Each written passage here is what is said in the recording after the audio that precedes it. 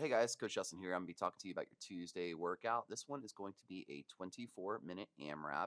It's going to consist of 10 bar muscle ups, 15 toes to bar, and 20 kettlebell alternating gorilla rows, and a 200-meter run each round. Starting off with the bar muscle ups, let's have your athletes go through some jumping pull ups, priming them up. Then we're going to go into those jumping muscle ups for the fitness track. Now, for those jumping muscle ups, we want your athletes to set up a box or something like that where they can get into position. It doesn't do your athletes any good to just springboard straight up vertically and then land on top of the bar. Instead, let's have them pass through the kip and then come back and up and over for that bar muscle up. And then finally, we'll have your athletes go through that full bar muscle up. Now, we are looking for your athletes to get a little bit better on that kip today, and we're going to need that kip for this next piece. So let's spend a little bit of time trying to really drill that kip in. We want that long lever position, our athletes in that hollow body position, toes pointed, legs together, everything nice and tight. That's going to transfer over not only into our muscle up, but also into our toes to bar. So we can spend a little time there kind of drilling that down. Next thing we're going to cover is that toes to bar. We can start off with those lying leg lifts. This is a great option. It's very challenging on the midline if you do that right. You're going to roll up onto your shoulders. You're going to kick up as high as you can onto the rig, come back down and return your feet to 6 inches. Don't let your heels touch back down. And then you're going to repeat. Very challenging movement, but it takes the shoulders for the athletes who can't hang or maybe they have a problem hanging. This simulates the toes to bar. In my opinion, it's just as hard, if not harder, on the midline, but it doesn't load those shoulders there. So for athletes who have a hard time hanging, this is a great option and gives them a very similar stimulus to that toes to bar.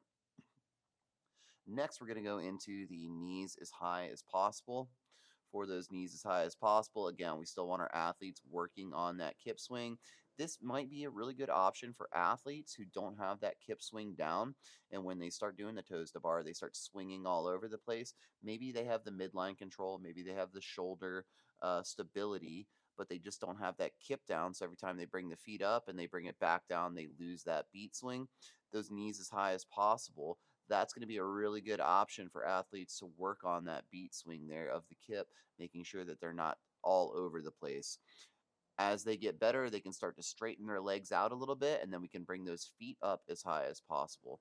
And that's how we get our athletes working on that nice fluid motion of the kip for the toes to bar. After that, we're going to go into our gorilla rows. For the gorilla rows, we can start off with a empty barbell bent over row.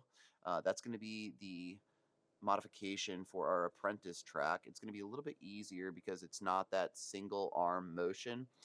They just bend over, have that empty barbell there, and then they're going to pull into their chest and return their arms nice and long there. Try not to allow your athletes to have any deviation of the torso. They're going to lock that position in as if they were set up for almost like a pull for a deadlift or a clean, and then they're going to row that bar in and return it down to that just below the knee position there. Next, we're going to go into the kettlebell gorilla row. This is a great movement, something we haven't put inside of a Metcon like this. It's still going to be very challenging for your athletes. When your athletes get hinged over into that position, they're going to try and keep that back as flat as possible.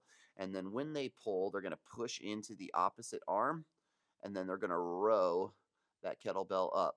So if they don't push in with that opposite arm, what ends up happening is your athlete's shoulders end up twisting through the row, and we're not looking for athletes to twist here, okay?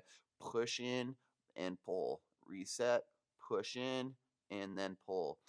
If we don't do that push, again, your athletes are going to twist. Let's try to keep them from twisting. If they end up twisting too much, maybe they have a little bit too much weight, we can always drop that down. That would be a really good option for the kettlebell gorilla row as well.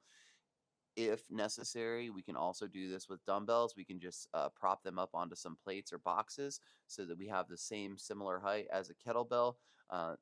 That is also an option as well if you don't have the kettlebell weights or enough kettlebells to go around for your class. We can still do that gorilla row with those dumbbells on the elevated surface there.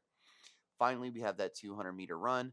I would prep your athletes up for a run warm up, and then the rest of these movements we can kind of go through after after we start getting into the teaching portion there. For the run, we're looking for athletes to be able to come in around that 1 minute mark or less. We're looking for everybody to land about 3 to 4 rounds in this workout. For our fire breathers, we want them to hit 6 rounds or more.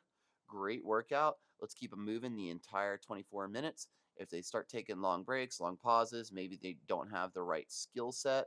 Maybe they're trying something that's maybe a little bit out of their league, and that's okay for a workout like this. But if they're doing singles on the muscle ups or they're doing singles on the toes to bar, let's bump them down to something where they can keep sets of 3 to 5 repetitions each go around. And then for the kettlebell gorilla rows, we want those to be able to be completed in 1 to 2 sets. So if the weight's too heavy, it's going to mess everything else up for that upper body movement for the toes to bar and for that muscle ups. That's all we got for you on Tuesday.